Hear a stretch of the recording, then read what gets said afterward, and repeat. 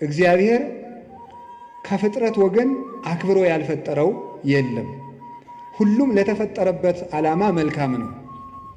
አንዱ ግን ያንዱን ጠባይ ሲወስደው ግን መልካም አይደለም። ውሻ በራሱ ተፈጥሮና በራሱ ዓለም መልካም ፍጡር ነው። ሰው ግን የውሻን ጠባይ ሲወስደው ደግሞ ልክ አይደለም። ለምሳሌነት የሚሆነውን መልካሙን ግን እንወስደዋለን። የውሻ መልካም ጠባዩ ጌታውን ያውቃል፣ የጌታውን ቤተሰቦች ያውቃል፣ ንቁ ሆኖ ቤት ይጠብቃል፣ በመዓዛ የመለየት ጸጋ አለው። ውሻ ጠላትም አያስገባም። አዲስ አበባ ያሉት ውሾች ግን ለዚህ ምሳሌ አይመቹም። ጅላጅል ናቸው። ምንም ወዳጅም ጠላትም አይለዩም። የአዲስ አበባ ውሻ ዝም ብሎ ለጅልነት የተሰበሰበ ነው።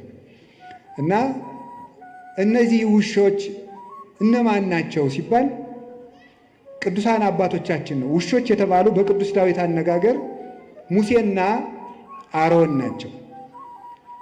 ውሻ የጌታውን ቤት ታምኖ እንደሚጠብቅ እነሱም የጌታቸው የእግዚአብሔርን ቤት ሳይመቻቸው የጠበቁ ናቸው። ውሻ ሰው ባረፈበት ሰዓት፣ በማይመች ሰዓት በሌሊት ጦር ይወረወርበታል፣ ድንጋይ ይወረወርበታል፣ ሌላም ነገር ይደረግበታል። በዚያ ሰዓት ግን ለሰዎች ቤዛ ሆኖ መከራ እየተቀበለ ሲጮህ ቤት ሲጠብቅ ለሰዎች እረፍት ሰጥቶ ያድራል። ልክ እንደዚህ ሙሴ አሮን በማይመች አገር፣ በማይመች ቦታ፣ በማይመች ንጉሥ መሃል የማያምን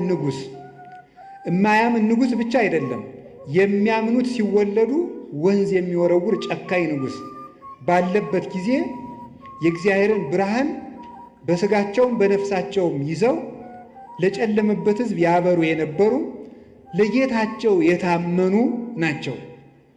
በማያምንና ንጉሥ የንጉሥ ከባድነቱ አለማመኑ ብቻ አይደለም፣ እንዳያምኑ እንቅፋት ሲሆን ደግሞ ሌላ ችግር ነው።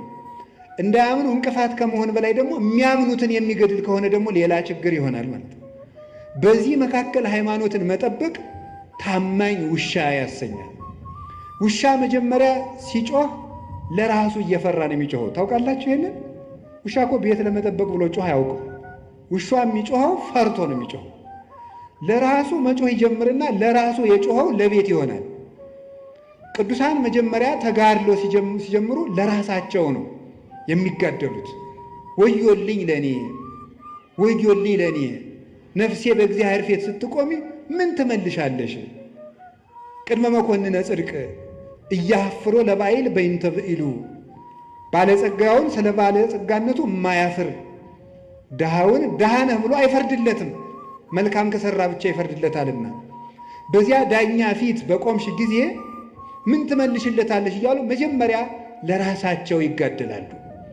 ለራሳቸው የሚጋደሉት ተጋድሎ እግዚአብሔር በእነሱ ላይ ካሰፈረው ብርሃን የተነሳ ለዓለም ሁሉ የሚተርፍ ይሆናል። እንዲህ ብሎ መድኃኒታችን እንደተናገረ ከማውቄ ይብራ ብርሃንክሙ በቅድመ ሰብእ፣ እንዲሁ ብርሃናችሁ በሰው ፊት ይብራ።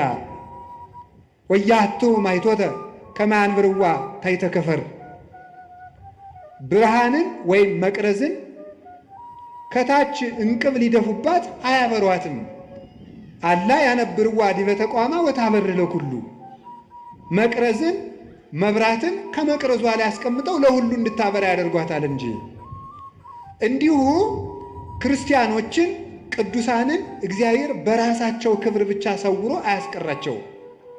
እንዲገለጡ ብርሃናቸው ለሰው እንዲተርፍ ያደርጋቸዋል።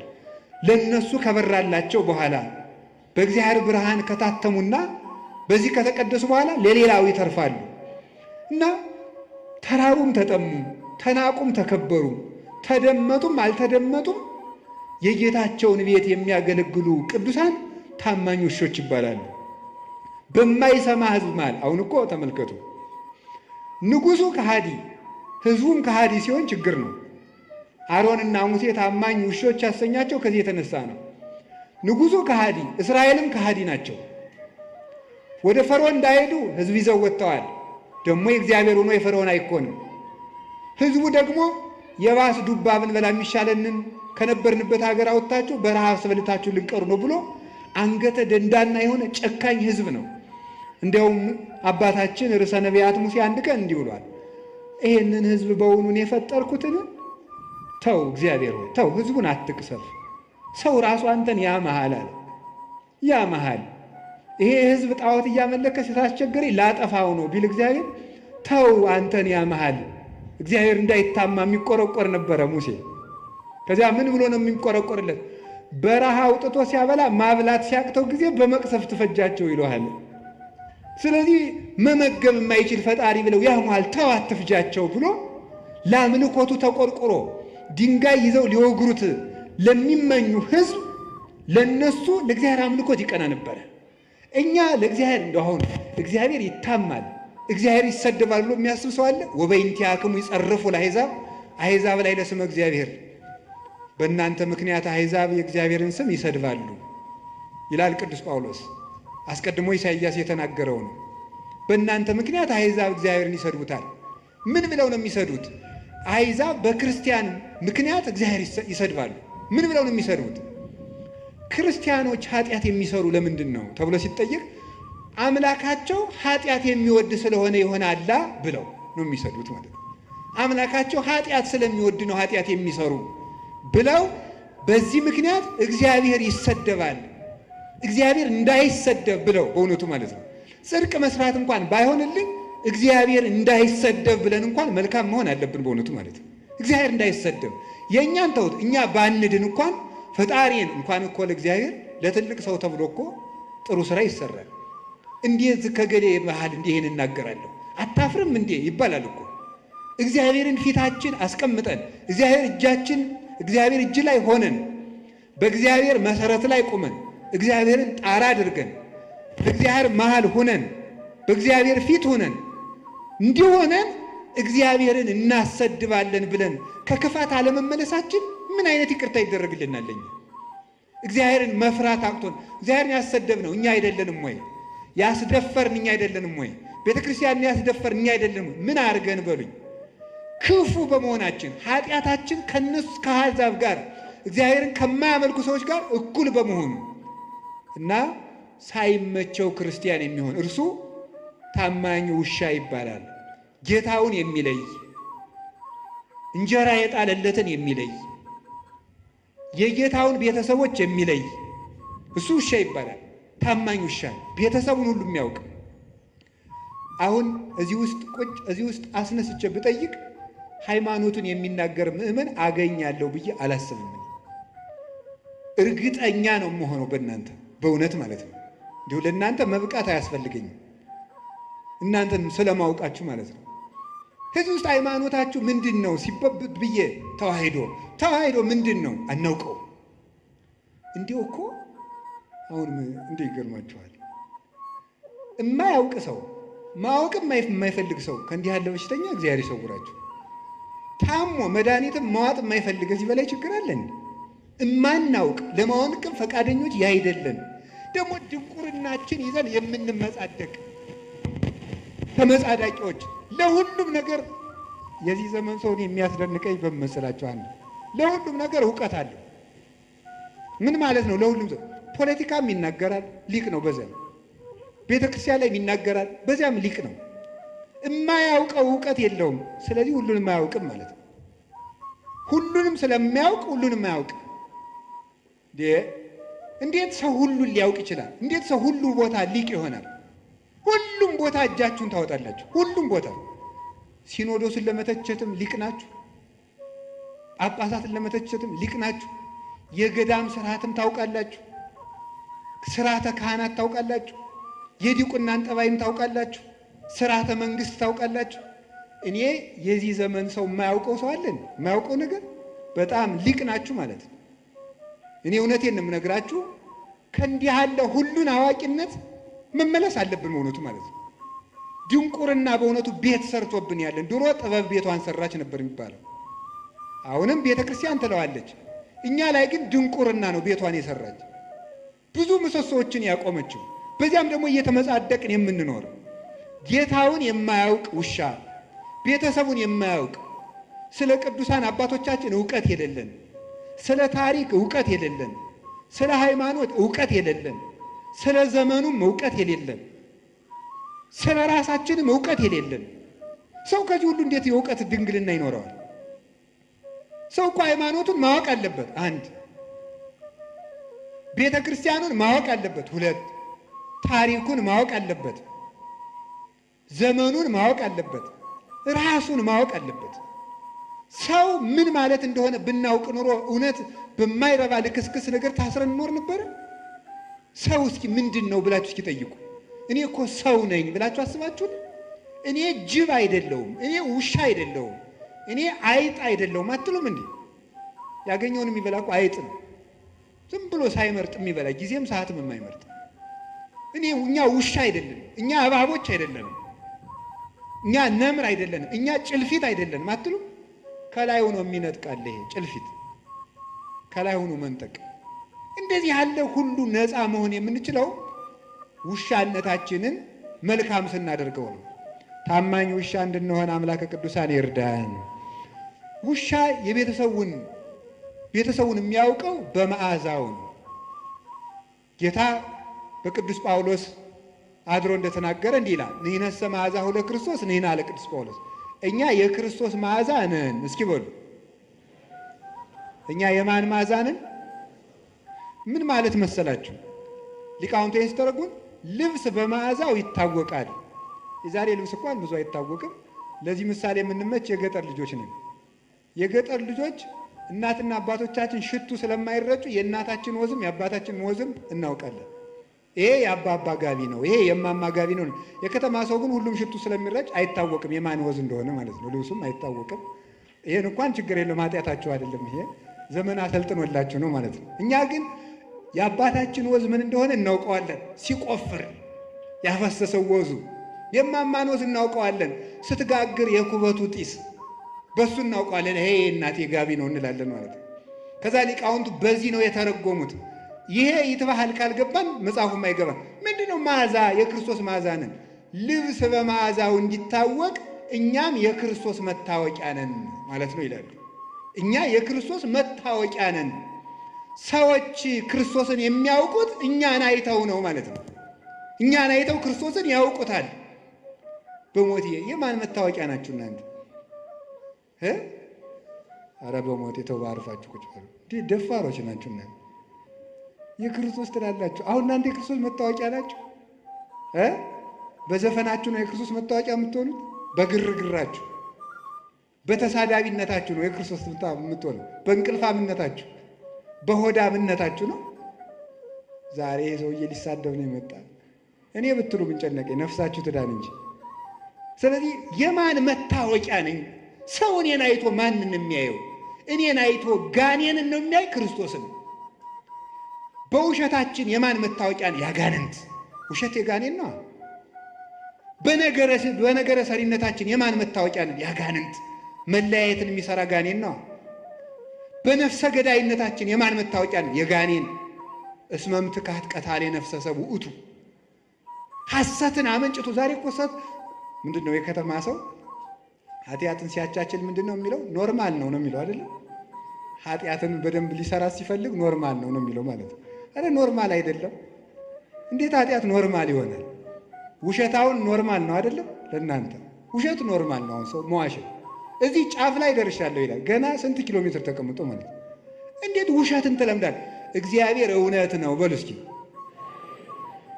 በሉ ጨምሮ ጨምሮ። ሐሰት የማን ነው? የሰይጣን በሉ እንጂ። የሚዋሽ ሰው የማን መታወቂያ ነው? ከዚህ በኋላ ብትዋሹ የማን መታወቂያ ናቸው? ሰይጣንን መምሰል የምትፈልጉ የሰይጣን መታወቂያ ይታተምላችኋል። ዋሹ። ክርስቶስን መምሰል ከፈልጋችሁ እውነተኞቹ ነው። በየትኛውም ነገር አትዋሹ። ለምን ዛሬ አትሞቱም? ውሸት መቆም አለበት። ይህ የኛ መዓዛ አይደለም። ሁለንተናችሁ፣ አነጋገራችን፣ አመጋገባችን፣ አረማመዳችን፣ አለባበሳችን ማንን ያሳያል? እንዲሁ በሞት ወንዶችን ሴቶችን ዝም ብላችሁ አባ ቄስ ይሄ ልብስ ኃጢአት ነው ጽድቅ ነው የሚለው ተው ዝም ብላችሁ። ይሄ ልብስ የማን መታወቂያ ነው ማለት ነው? አሁን ሴት ሱሪ ብትለብስ ኃጢአት ነው ጽድቅ ነው ከማለት ይልቅ ሴት ሱሪ ስትለብስ ማን ነው የምታሳየን? ነው ክርስቶስን የምታሳየን? ድንግል ማርያም ነው የምታሳየን? ነው ማን ነው የምታሳየን?